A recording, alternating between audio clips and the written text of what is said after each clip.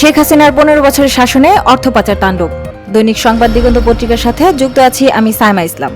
British দৈনিক Financial Times শুক্রবার প্রকাশিত অনুসন্ধানী documentary Bangladesh missing billions stolen in plain sight এ জানিয়েছে 2009 থেকে 2023 সালের মধ্যে শেখ হাসিনার নেতৃত্বাধীন সরকারের শাসনামলে বাংলাদেশ থেকে প্রায় $234 বিলিয়ন পাচার হয়েছে। ডকুমেন্টারিতে বলা হয়েছে প্রতি বছর গড়ে $16 বিলিয়ন দেশের বাইরে চলে গেছে। অর্থ পাচারের প্রধান পদ্ধতি হিসেবে উল্লেখ করা হয়েছে ওভার ইনভয়েসিং ও আন্ডার ইনভয়েসিং, হুন্ডির মাধ্যমে টাকা প্রেরণ এবং বিদেশের সম্পত্তিতে বিনিয়োগ, বিশেষ করে যুক্তরাজ্যকে অর্থ পাচারের প্রধান কেন্দ্র হিসেবে চিহ্নিত করা হয়েছে। রিপোর্টে শেখ হাসিনার বোন শেখ রেহানা ও তার মেয়ে টিউলিপ সিদ্দিকার নামও উঠে এসেছে। এছাড়া সাবেক ভূমিমন্ত্রী সাইফুজ্জামান চৌধুরীর নামে যুক্তরাজ্যে 300টির বেশি সম্পত্তি রয়েছে, যার মধ্যে প্রায় 350টি জব্দ করা হয়েছে। অভিযোগ রয়েছে সরকার ও সেনা গোয়েন্দা সংস্থার সহায়তায় ব্যাংক দখল ও ভুয়া ঋণের মাধ্যমে টাকা পাচার করা হয়েছে। বর্তমানে অন্তর্বর্তীকালীন সরকার এ বিষয়ে আনুষ্ঠানিক মন্তব্য করেনি। অর্থনীতিবিদরা বলছেন,